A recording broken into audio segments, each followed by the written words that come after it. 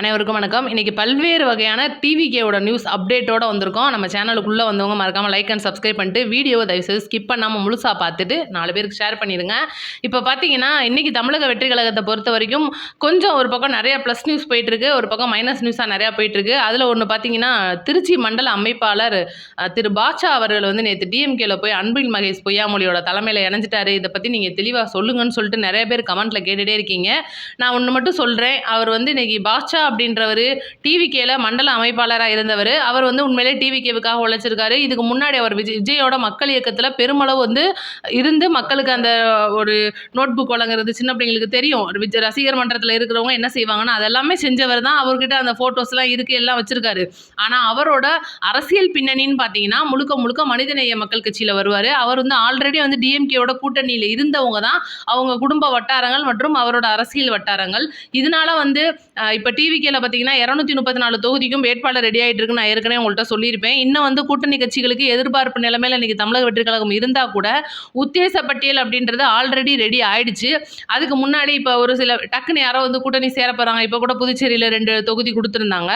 அந்த மாதிரி பார்த்தீங்கன்னா வருவாங்க அப்படின்றது ஒரு பக்கம் இருக்கிறனால தான் அந்த வெளிப்படாமல் அந்த பட்டியல் அப்படின்றது இன்னும் தலைவர் கையில் இருக்குது. அப்படி இருக்கும்போது பாட்சா அவர்களுக்கு அவங்களோட தொகுதி கேட்ட தொகுதி பார்த்தீங்கன்னா திருச்சியில் ஒரு தொகுதி அவர் கேட்டிருக்கிறாப்புல. ஆனால் அவங்களுக்கு அவர் ஒதுக்கலை. அதனால தான் வந்து தன்னோட மனஸ்தாபத்தினால இன்னைக்கு டிஎம்கேல போய் நான் இணைகிறேன்னு சொல்லிட்டு போய் இணைஞ்சிருக்காரு. இதுக்கு இப்போ நிறைய பேர் கேட்டதுக்கு இப்போ பாட்சா அவர்கள் வந்து டிஎம்கேல இணைஞ்சதுக்கு நிறைய காரணம் சொல்கிறாங்க. முழுக்க முழுக்க பார்த்தீங்கன்னா ஒரு பதவி வெறி மற்றும் பதவி ஆசை அப்படின்னே சொல்லலாம். இது நான் ஏற்கனவே வந்து நிறைய இடங்களில் இதை பற்றி நம்ம பேசியிருப்போம். இப்போ சிடி நிர்மல்குமார் கூட சொல்லியிருப்பாரு, இன்னைக்கு விஜய் மக்கள் இயக்கத்துலேருந்து பயணித்து வந்தவங்க 10 லட்சம் பேர் இருக்காங்க. ஆனால் அவங்களுக்கு 2.25 லட்சம் பேருக்கு மட்டும்தான் எங்களால் பதவி வழங்க முடியும். அப்போ ஒருத்தருக்கு வழங்கும் போது இன்னொருத்தருக்கு கண்டிப்பாக மனஸ்தாபம் அப்படின்றது ஆகும்.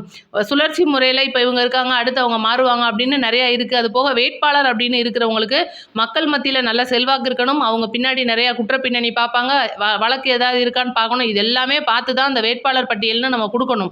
ஆனால் திரு பாட்சா அவர்களுக்கு ஆல்ரெடி வந்து அவர் இன்னொரு டிஎம்கே கட்சியில் பயணிச்சுட்டு இருக்காங்க. அவங்களோட உறவினர்கள் மற்றும் அவரே வந்து மனிதநேய மக்கள் கட்சியிலேருந்து பிரிஞ்சு வந்து தான் தமிழக வெற்றி கழகத்தில் இணைஞ்சிருக்காரு. எப்போனா அந்த விஜய் மக்கள் இயக்கத்தில் இருக்கும்போது அவர் பயணித்த கட்சி பார்த்தீங்கன்னா மனிதநேய மக்கள் கட்சி. அது ஆல்ரெடி டிஎம்கேவோட கூட்டணி இருக்கிறவங்க. அப்புறம் எப்படி வந்து இவருக்கு வேட்பாளர் கொடுப்பாங்க அப்படின்னு அண்ணன் நினச்சாப்லன்னு தெரியல. அதுக்கப்புறம் அவருக்கு மனஸ்தாபம் இல்லாமல் போய் சேர்ந்துட்டாரு. இதுதான் அதோட நியூஸு. இன்னும் கூட உங்களுக்கு விளக்கலை அப்படின்னா தயவுசெய்து கமெண்ட்டில் சொல்லிடுங்க, நான் அதுக்கான டீட்டெயிலும் சொல்லிடுறேன். இப்போ பார்த்தீங்கன்னா விஜய் அவர்களுடைய அந்த சொன்ன மாதிரி பெரம்பூரில் விஜய் அண்ணா களம் காண்றாருன்னு தெரியும். அங்கே ஒரு வார் ரூம் அமைக்கப்பட்டு வருது. இப்போ விஜய் அவர்களோட பிரச்சார நியூஸ் வந்து ஒரு பெரிய அப்டேட் வந்திருக்கு. என்னன்னா நாளையிலேருந்து அதாவது 25ஆம் தேதி மார்ச் 25ஆம் தேதி பெரம்பூரில் இருக்கிற வார் ரூமை திறந்து வச்ச கையோட 2 நாட்கள் அங்கே பெரிய சுற்றுப்பயணம் வந்து மேற்கொள்கிறாரு. சுற்றுப்பயணம் பார்த்தீங்கன்னா இப்போ டக்குன்னு பெரிய பஸ்ஸெல்லாம் வந்து போக முடியாத இடங்களுக்கு சின்ன கேரவன் ஒன்று டிவிகே சார்பாக வாங்கியிருக்காங்க. இதை நான் ஏற்கனவே சொல்லியிருந்தேன். அது போக அங்கே பெரம்பூர்லேயே வந்து தங்கி இருந்து அங்கே பிரச்சாரம் மேற்கொள்கிறதா இருக்காங்க.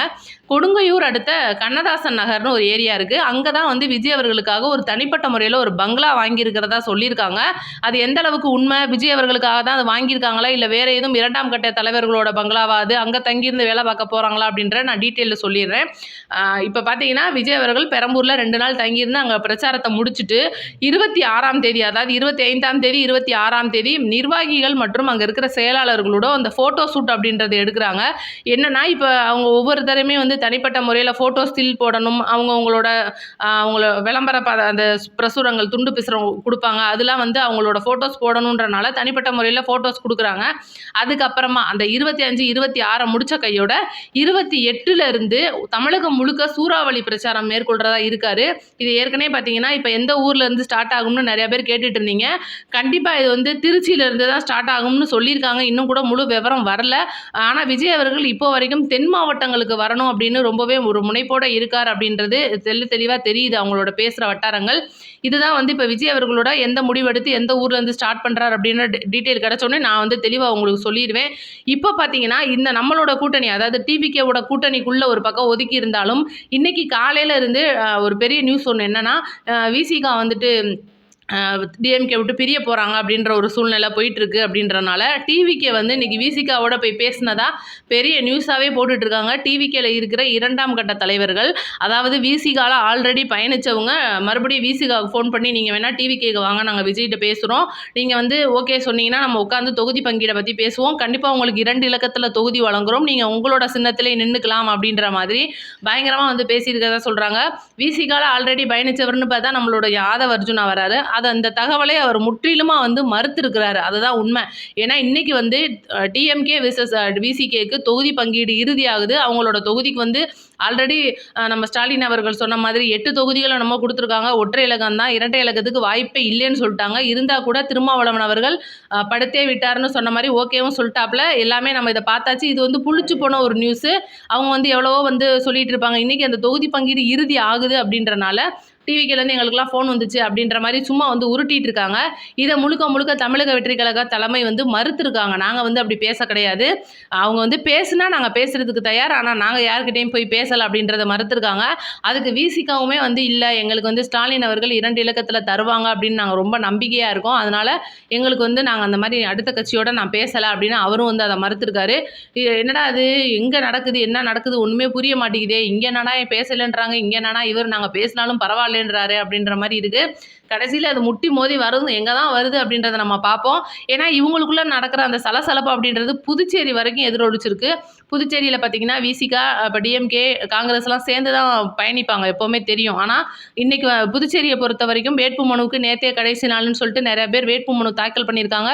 டிஎம்கே வந்து விசிகாவுக்கு ஒரு தொகுதி கூட ஒதுக்கலை அப்படின்றனால ரொம்பவே விரக்தியில் இருந்த திருமாவளவன் இன்றைக்கி நாங்கள் 3 தொகுதியில் போட்டியிடுறோம்னு சொல்லி அறிவிச்சிருக்காரு.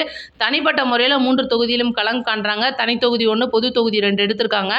அது போக பார்த்தீங்கன்னா மிச்சம் இருக்கிற தொகுதிகளுக்கு அதாவது மதச்சார்பற்ற முற்போக்கு கூட்டணிக்கு நாங்கள் வந்து ஆதரவு தெரிவிக்கிறோம்னு ஒரு அறிக்கையை கொடுத்துருக்காப்புல. அதாவது விடுதலை சிறுத்தை கட்சி திருமாவளவன் அவர்கள் ஏன் இந்த அளவுக்கு வந்து இறங்கி போகிறதுக்கான காரணம் என்ன அப்படின்றது நமக்கு புரியலை. உங்களுக்கு புரிஞ்சிச்சுன்னா மறக்காமல் கமெண்ட்டில் சொல்லிடுங்க.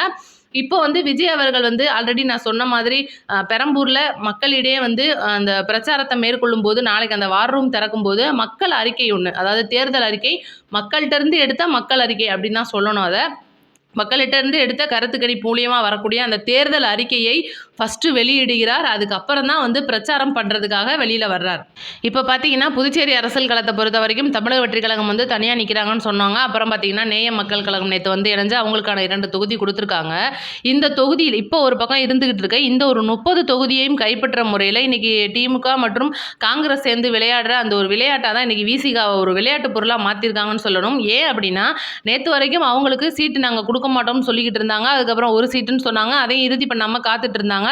அதுக்கப்புறம் பார்த்தீங்கன்னா இன்றைக்கி விடுதலை சிறுத்தை கட்சி திருமாவளவன் அவர்கள் 3 தொகுதியில் இறங்கியிருக்கேன்னு சொல்கிறாரு.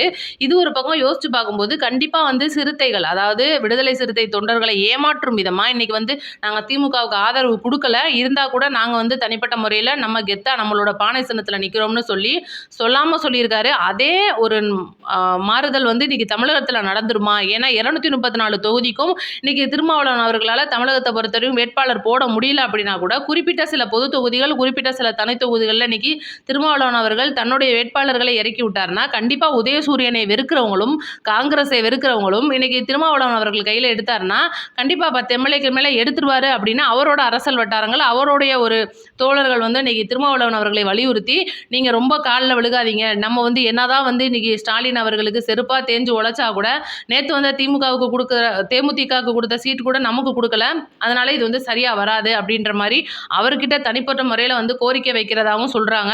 இப்போ திருமாவளவன் அவர்கள் வேறு வழியே இல்லை, எப்படி சொல்கிறது, நீ நாங்கள் படுத்தே விட்டோம் அப்படின்னு சொல்கிற மாதிரி, எங்களுக்கு வேறு வழி இல்லை, எனக்கு வேறு வழி தெரியல ஆத்தான்னு சொல்லிட்டு மறுபடியும் போயிட்டு ஸ்டாலினோட இணைஞ்சு இன்னைக்கு அவங்களோட தொகுதி பங்கீடு அப்படின்றது இறுதியாகுது. இப்போ நேற்று பார்த்தீங்கன்னா என்டிஏவோட அந்த தொகுதி பங்கீடு இறுதியாக இருந்துச்சு, நம்ம சொல்லியிருப்போம். பிஜேபிக்கு பார்த்தீங்கன்னா 27 தொகுதிகள் கொடுத்துருக்காங்க. இப்போ அமமுகவுக்கு பார்த்தீங்கன்னா 9 தொகுதிகள் நம்ம சொல்லியிருந்தோம், ஆனால் 11 தொகுதிகள் கொடுத்துருக்காங்க. கொடுத்துருக்காங்க. பாமகவுக்கு பார்த்தீங்கன்னா 18 தொகுதியை கொடுத்தாங்க. கொடுத்த அடுத்த மறுநொடியே பார்த்தீங்கன்னா, பாமகல இருக்கிற மாம்பழ சின்னத்துக்கு பெரும் சிக்கல் ஒண்ணு வந்திருக்கு. இன்னைக்கு ராமதாஸ் ஐயா அவர்களுக்கு மாம்பழம் போகுமா? இல்ல அல்லது அன்புமணி அவர்களுக்கு மாம்பழம் போகுமா? அப்படின்ற பஞ்சாயத்தே கூட தீர்த்து வைக்காம, இன்னைக்கு அன்புமணி அவர்கள் கையில வந்து இன்னைக்கு மாம்பழம் வச்சுக்கிட்டு 18 சீட்ட வந்து குடுத்துருக்காங்க அப்படின்னா, ஒரு சின்னம் கூட உருப்படியா இல்லாத கட்சிக்கு இன்னைக்கு 18 சீட்டு குடுக்குற அளவுக்கு இன்னைக்கு அதிமுக இறங்கி வந்திருக்குன்னா, இது தன்னோட தோல்வி பயத்த காட்டுது அப்படின்றத கண்டிப்பா இன்னைக்கு அரசியல் விமர்சகர்கள் அத தான் பேசுறாங்க.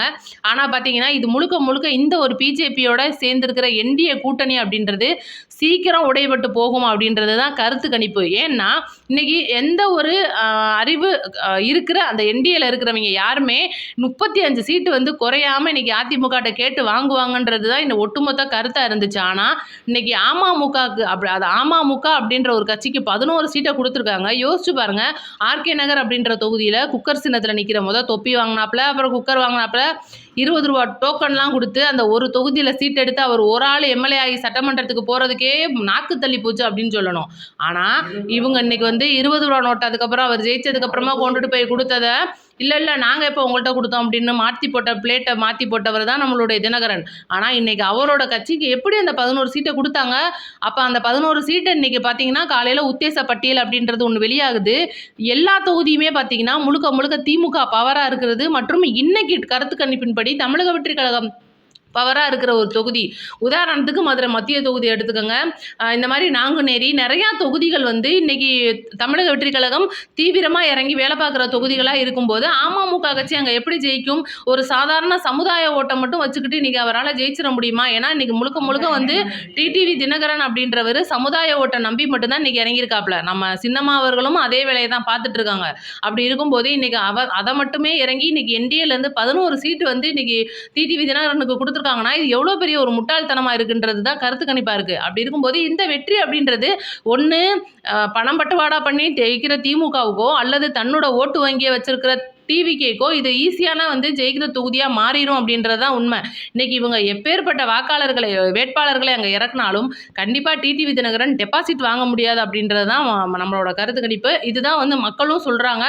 ஏடிஎம்கே நிக்கிற இடங்கள்லயே இன்னைக்கு அவங்க டெபாசிட் வாங்குவாங்களான்னு கேட்டா வாய்ப்பில்லை. ஏன்னா, எடப்பாடி அவர்களே இன்னைக்கு முதல்வர் வேட்பாளரா வந்து தன்னோட கட்சியில அறிவிக்கப்பட்டு, ஆனா என்டிஏல இருக்கிற தலைவர்கள் யாருமே இன்னும் அவரை அடுத்த சிஎம் அப்படின்ற ஒரு வார்த்தை கூட இன்னும் விடாம இருக்காங்கன்னா, எப்படி இந்த இரட்டை இலை ஜெயிக்கும்னு அவங்க நம்புறாங்கன்றது நமக்கு தெரிய மாட்டேங்குது. அடுத்தடுத்து வந்து இன்னைக்கு பார்ப்போம் என்டிஏல என்ன நடக்க போகுது. இன்னைக்கு இந்த ஒரு அரசியல் அப்படின்றது 2026 பொறுத்த வரைக்கும் ஒரு பெரிய சூதாட்ட மாதிரி தான் போயிட்டு இருக்கு. இந்த சூதாட்டம் எங்க போய் நிக்கின்றதை நம்மளும் பொறுத்திருந்து பார்ப்போம். டிவிகேவோட அடுத்தடுத்த அப்டேட்டோட நம்ம சேனல் அடுத்தடுத்த வீடியோ வந்துட்டே இருக்கும். நோட்டிஃபிகேஷன் ஆன் பண்ணி வைங்க. 4 பேருக்கு வீடியோ ஷேர் பண்ணி கொடுங்க. நன்றி, வணக்கம்.